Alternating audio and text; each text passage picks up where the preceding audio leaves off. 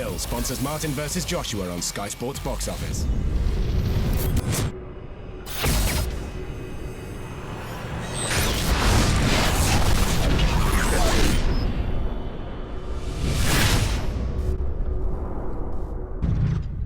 Let's do this.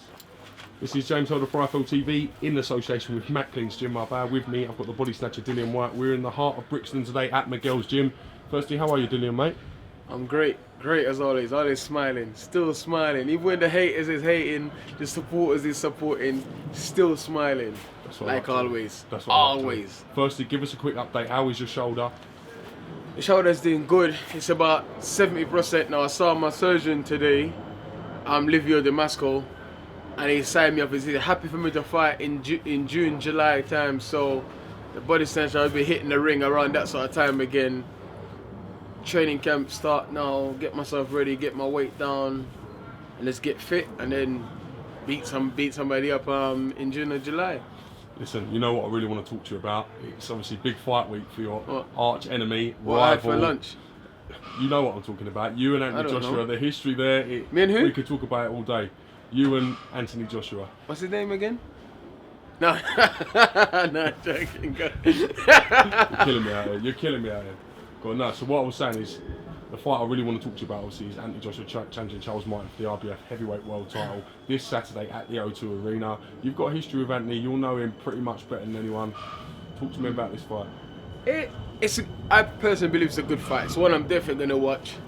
I was going to go, but Eddie haven't given me no tickets, so I'm not going. I'm not buying pay-per-view either. I'm going to stream it and be cheap. Don't be mean. No, I'm going to be cheap. You got enough though. Eddie should look after me and give me some tickets. I'm just going to be cheap and stream it.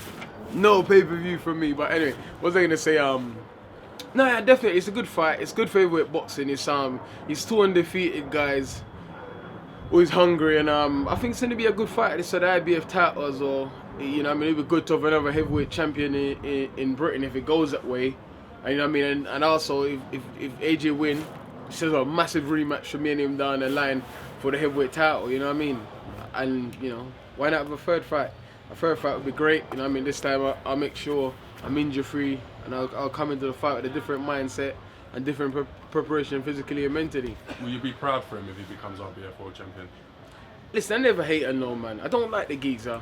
I can't stand him, but I never hate a no man. If he becomes IBF world champion, then kudos to him, well done to him, obviously he works hard, we all work hard in the games. If he becomes IBF champion, then well done to him. But, Charles is a good fighter, he's a tough fighter, and Charles is hungry and he's a southpaw, so it's a massive task. Do you think people are wrong in underestimating Charles Martin's ability? The best we've seen him obviously with is Tom Dallas and Glasgow when he won the title, obviously that we can't really gauge that much from. But do you think the British public are wrong in underestimating Charles Martin's ability? What people forget is, the same like in my fight, everybody was underestimating before the fight. This is heavyweight boxing. And that's what people forget. This heavyweight boxing, all it takes is one punch, and that's it. The same way before he stopped me, I almost stopped him. It's heavyweight boxing, so people shouldn't just believe in the hype and just believe it's a one-sided fight. I don't believe it's a one-sided fight. Charles Martin is IBF world champion. He's just been crowned world champion, so he don't want to lose that.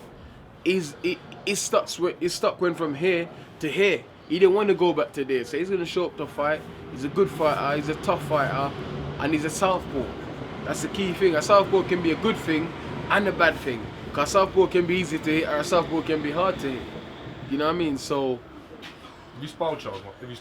No, I haven't sparred him, but I've been speaking to Charles now for about a year. Me and him have been speaking now, you know what I mean? Because, me, I always look at the landscape, see who's coming up, see what's what. You know what I mean? I might have to fight a southpaw, so I always look and think, okay, this guy's alright, you know what I mean? Me and him just get on. Drew Malik's cut and Jared Washington and that, you know what I mean? Them guys work together a lot, so we got on through them, This fight, as I said, after Anthony Joshua, if he is victorious on Saturday, big if. There's no turning back. He's then world level. He'll be looking at world level competition from there on in. 16-0 if he comes through this. Do you think that each time this is the right time to challenge? To be honest, I believe I'm world level. I believe there's only a couple things I need to work on to be. I'm there. There's only a couple things I need to work on. Only a few things. I'm world level. I can beat up most of the guys in the top 10. if not all of them. There's only a few people that may cause me a few problems now because of experience and a few things. Probably I need to get my condition a little bit better and a few little other things like that. But that's all it is. I am road level, so you know. And sometimes you have to take a chance. You know what I mean? It's not all the time you get to follow a traditional route. You know what I mean? Like me, I got into boxing the complete reverse way. You know what I mean? So you have to just take a chance and give it all and see it goes. So if he wins the IBF for a title, I'm sure they're going to pick a couple easy defense for him at first. And then, you know, you have to fight his Manchester challenger eventually. David Hayes taking on Arnold Grudjic, aka the Cobra. Oh my gosh. Talk to me about this fight. They should call that guy the Corn Snake instead of the Cobra. He ain't no Cobra. He ain't got no venom. That guy, you know those little red snakes in the Dutch, what they call Corn Snake or something? He ain't no damn Cobra. That guy is, listen, I don't know the hell. He's never fought us. He fought us Sweden once. They brought that guy's record for him. I know his manager. What's his name again? Angelo something. I've been in camp with him when we were both sparring Tyson Fury, and Fury was bashing him all over the place. You know what I mean? It was so funny. We was laughing. Me and Tyson was actually laughing about it. But it's an easy fight. Listen, David's just picking his way to the title. You know what I mean? He's not gonna fight no real challenging fighter until he gets the title. That's what he does. You know what I mean? That's what he does. At the end of the day, is listen. Why don't you fight Shannon Briggs? Why don't you fight somebody that's capable? Because Shannon's dangerous for 3 or 4 rounds.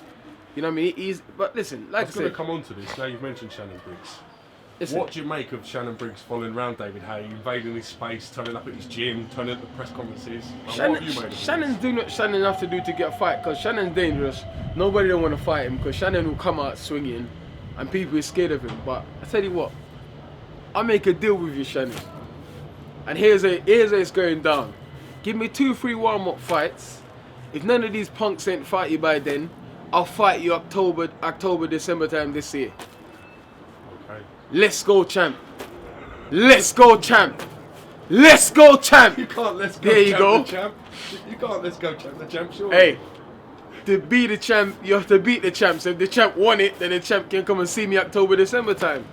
I'll have it. Like I said, I'm not going to sit around and fight chums and wait my way. I want to give to the boxing fans what they're giving to me, all the support and the love they've shown me over the years when I was in my suspension, all my ups and downs. I want to give them good fights and big fights back to pay them back so the fans enjoy. When I retire and leave boxing, I want the fans to say Dillian White was a warrior. He fought anyone. He said what he wanted. He done what he said he was going to do. He didn't care and he fought everybody. And he had respect and he treated everybody fair. That's it. That's it. Shannon Briggs is definitely a dangerous opponent though. He's dangerous. Do you think there's a real reason why top 10 guys don't look at him as a competitor? There's 3 reasons. I'll break it down for you. Please do. Shannon's at a stage of his career in a way. He's a little bit older now, but he's still dangerous. So people think, why fight this guy and he's dangerous? Why take the risk unless it's big money behind it? Shannon's known to the hardcore boxing fans, but he's not known to the casuals. And he's coming here trying to build fights, but he needs to get known to the casual first before that happens. And that's why David don't fight him, because it's dangerous. And David's all about money and not taking risky fights. It's a risky fight with a lot of money, because Shannon is not a big, massive draw here yet. But with what he's doing and the hype he's doing and creating, by the end of this year, it'll be massive here. If he fights a couple of times, he'll knock a couple of people out, then he's hot stuff here. And that's why I said, he have a couple fight here, I have a couple fight here, then we can throw down. Hell yes, we can throw down. I want to talk to you a little bit about Derek Chisora going out to face Kubrat Pulev for the EBU title. Second time for him challenging that. He was very unfortunate in many people's eyes. He beat Robert Helenius that night. Helenius got knocked out the weekend, didn't he? Sorry? Helenius got knocked out the weekend, didn't he? Yeah. He did indeed. Blue purse. Yeah, and he wasn't favourite. He was favourite to win that fight as well. Heavyweight boxing, once again. There you go. What do you think of Chisora's chance of being successful against Pulev? Chisora is like a bus. Chisora is like a number 59 bus. You jump on him and ride him to the West End, and then you pay your £1.50 and jump off. You jump on him and ride him back from the West End to Brixton and pay your £1.50 again. That's all he is. He's a bus. Some day the bus ride is good, and other days it's a shit ride. You're stuck in traffic. It's people stinking on the bus. That's Chisora. That's Chisora. That's the best way I can describe him. Strange analogy. Strange analogy.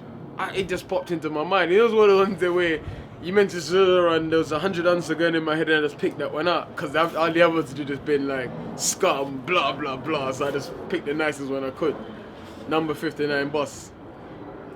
I want to talk to you a little bit about Lucas Browne. Obviously, he went out and beat Ruslan Chagayev for the WBA regular title. He's then found a fat burner, or it's been not him, sorry.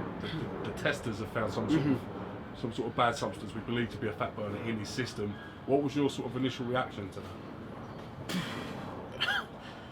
Oh man, I don't know, man. I don't know.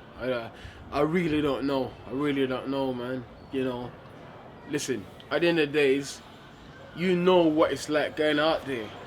So to spend an extra couple of grand to bring the New Zealand or whoever is from Australian doping team with him for 2-3 days to take his blood and to test his urine at the time when he was there, wouldn't have killed him, would it? You know where you're going, you know what you're up against, so there's no point coming now and saying, blah blah blah. Would you be skeptical going to Chechnya and fighting someone like Chagayev?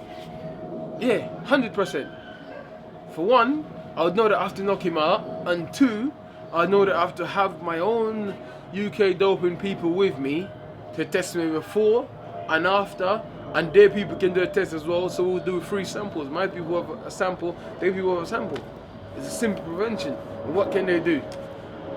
They can't, you know what I mean? They can't, you know, these guys should learn, you know? I've learned from my mistakes, and they will never happen again.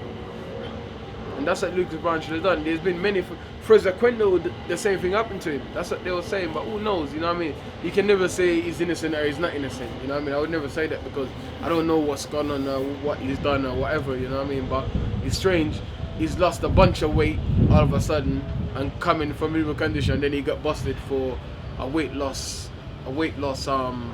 thing. It's a little bit strange, but who knows, you know what I mean? He could have been training harder, eating healthier, who knows? It's a strange one. So, shoulder, everything all right. You're now going to look to be in action when? When can we see you back in the June, early July, the latest. I miss it so bad. I miss cracking skulls, man. I miss it so bad, like, I need to fight, man. Any news on who will be promoting you? Have you signed any sort of promotional deal with anyone as of yet, though? No, I haven't signed any deal with anybody as yet, but there's loads of promoters that's interested. So, I'm just going to sit down and see. Obviously, coming back in the UK, having my comeback fight here would be ideal, but if it means I have to travel to fight in a big card somewhere abroad or whatever, America, Germany, wherever, then we'll see. But, you know what I mean, there's loads of people interested, you know what I mean? Who's made you the best offer then? Go on. Well, what offer's been most appealing to you? I can't say, man. I can't Why? say. I don't like to talk yet until things is finalised because it's a little bit of bad luck, you know what I mean? They say, yeah, and then after people, that might... I can go along with that. You know what I'm saying? It might make other people say, oh, okay, blah, you know what I mean? So you have to just keep all the fishes, you know, keep them in the stick. Will you sign with a promoter though? Do you think to get a fair shake at these big fights, you need a sort of brand behind you to push you? Do you think that's a fair statement? There's ways though you do things. There's ways that you do things and ways that you approach things. You know what I mean? You know, there's ways that you do things and you approach things. You know, there's promoter that does 3 fights, 4 fights, 1 year, 2 year, 3 year. I have to see what's best for me. That's all. You know what I mean? At the end of the day, it's about me. There's not the promoter that's taking the punishment. You know what I mean? It's me that's taking it and giving it. So I have to see what's best for me. You know what I mean? And that's what I'll do. I'll sit down, have a talk, meet a few guys, see what they're saying, and see what's what. You know what I mean? Obviously, there's only 2 top promoters in the country, but you know, we'll see how it goes. Listen, thank you very much for answering my questions so honestly today. It's good to get you back on IFL TV. We had you on for about 8 or 9 weeks, maybe a little bit longer, 10 weeks. Longer than that. 10 weeks. It's bloody Coogan, innit? You had from interview all the time, innit? Don't want come Brixton, innit? What's the only not London, innit? Bashted. No, I'm joking. I'm just taking a face. No, he will come down. Coogan never comes down, man. We should go and link him and have a curry with him. I'm not answering that. Why? I'm not saying anything about that. He likes curry. Why are you not saying anything about that? Why are you scared of Coogan or something? I'm clearly not. Are you scared of him though? What's wrong with that curry? Curry's nice. I like curry. Yes. So why are you saying you're not saying anything about it? I'm not. What's wrong with what's it called? I don't even know what It's Kyle. On that note, Mr. Dillian White, thank you very much, mate. We'll catch you soon. Don't snatch any bodies, and we'll catch you again very soon. No worries. Thank you.